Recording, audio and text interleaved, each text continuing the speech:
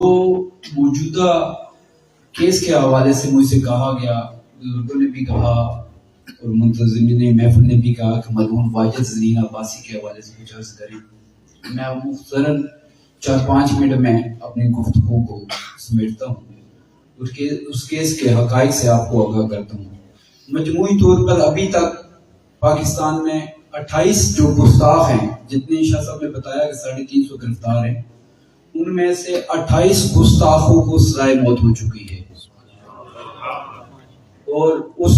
28 میں ایک ملعونہ ایک عورت بھی ہے جو مسلم تھی، اس کو پہلی ہسٹری میں وریٹون کی ہے، وہ پہلی عورت تھی جس کو سزائے موت ہوئی ہے۔ یعنی کہ یہ کہنے کا مقصد یہ ہے کہ جتنے گستاخ پکڑے جا رہے ہیں، اگر یہ کوئی جھوٹا مقدمہ ہوتا تو عدالت کسی کو اس طرح سزائے موت نہ سناتی۔ موجودہ جو کیس ہے واجد زرین کا، اسی علاقے سے اس کا مرحوم کا تعلق 2021 جون 2021 کو یہ بلاسفیمیس گروپ جوائن کرتا ہے۔ صرف جوائن نہیں کرتا، پھر وہ شیئرنگ کرتا ہے، آگے پوسٹیں بھیجتا ہے، تصاویر بھیجتا ہے،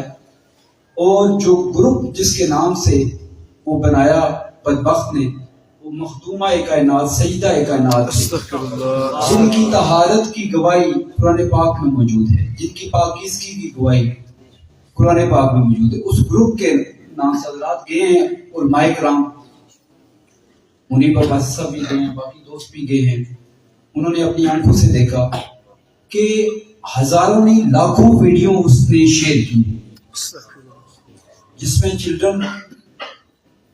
کی وہ پورنوگرافی کی ہیں، اور جو جس طرح شاہ صاحب نے بتایا کہ انسانی جسم کے وہ اعضاء جس پہ وہ گندہ کی ہوئی یہ چیزیں، اور اس بدبخت سے 2 قرآن مجید ریکور ہوئے، جس کے ساتھ وہ اور اس کا باپ یہ کہتا ہے کہ کوئی ثبوت نہیں ہے، اور جس وقت وہ قرآن پاک ریکور ہوتا ہے، وہ فرد میمو کا اس کا باپ خود گواہ ہے، اس کے دستخط موجود ہیں، اس پہ نشان انگوٹھا موجود ہے۔ اور جس طرح 6 صفحات پہ مشتمل مصطفیٰ جان رحمت پہ لاکھوں سلام،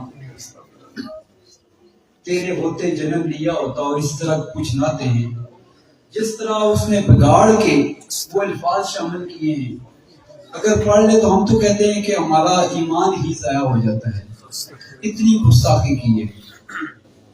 اور جو قرآن پاک کے ساتھ اس نے کی ہے صفحات کے ساتھ، وہ بھی اس کی انسانی اعضاء کی کیا چیزیں کیا کہ میں بتاؤں اپنے کو فزیکل ایکٹ جو کیا ہے اس کے ساتھ۔ یہ کہتے ہیں کہ ہمیں ثبوت نہیں دیے کہ فرد جرم عائد ہوتی ہے تو سب سے پہلا کام عدالت یہ کرتی ہے، کسی بھی ملزم کے خلاف جو ثبوت ہوتا ہے تو وہ اس کو دکھاتی ہے، وہ دیتی ہے کہ آپ کے خلاف یہ فرد جرم عائد ہونے جا رہا ہے، تو وہ اس کو ثبوت دیے گی۔ 13 گواہان پیش ہوئے، 13 گواہان پہ اس کے وکیل جو پنڈی کا بابا وکیل سینئر وکیلوں میں چند میں ایک نام ہے، وہ وکیل انہوں نے پیش کیا، اس نے جرا کی، ایک دفعہ کی درخواست دی، خارج ہوئی، ہائی کورٹ میں گیا، وہاں سے خارج ہوئی، پھر دوبارہ درخواست دی، پھر یہاں سے خارج ہوئی، پھر ہائی کورٹ سے خارج ہوئی، پھر سپریم کورٹ میں جا کے اس نے رجوع کیا، وہاں سے بھی اس کو ریلیف نہیں ملا۔ الٹیمیٹلی عدالت نے جب شہادتیں مکمل ہو گئی تو ہم کہتے ہیں 342 کی سٹیٹمنٹ، آخری بیان، کہ ملزم کے سے پوچھا جاتا ہے سوالات کی صورت میں کہ آپ کے خلاف یہ کیس کیوں بنا، اس کا وہ جواب دیتا ہے۔ آخری سوال یہ ہوتا ہے کہ آپ کیا اپنی شہادت صفائی میں کچھ کہنا چاہتے ہیں؟ تو اس نے لکھا کہ نہیں، کچھ نہیں کہنا چاہتا ہے، یعنی شہادت نہیں دینا چاہتا۔ اگر ان کے پاس کوئی ثبوت تھے تو وہ دیتا، اور پھر کہا گیا کہ شاید اس کا اکاؤنٹ ہیک ہو گیا۔ اکاؤنٹ چلے ماننے والی بات، ہیک ہو گیا، اس کی فیملی کی ویڈیو، اس کی بہنوں کی ویڈیو تو کسی نے نہیں ڈالی ہوتی۔ یہاں تک معاملات پہنچ چکے ہیں، تو الحمدللہ عدالت نے 295A اس کی سزا 10 سال ہے، 10 سال اس کو سزا ملی۔ 295B توہین قرآن پاک کی عمر قید سزا بنتی تھی، عمر قید ہی دی گئی۔ 295C سزائے موت ہے، سزائے موت ہی دی گئی۔ 298 3 سال سزا تھی، 3 سال ہی سزا دی گئی۔ اور سیکشن 11 پیکا جو اس نے سوشل میڈیا کا استعمال کیا اس کی 7 سال ہی سزا دی گئی، یعنی سزائے موت کے علاوہ اس کو 45 سال سزا دی گئی، 55 لاکھ روپے جرمانہ عائد کیا گیا۔ گستاخ رسول کی ایک صدا، گستاخ رسول کی ایک صدا، واجد ملول کی ایک صدا، واجد قاضی کی ایک صدا،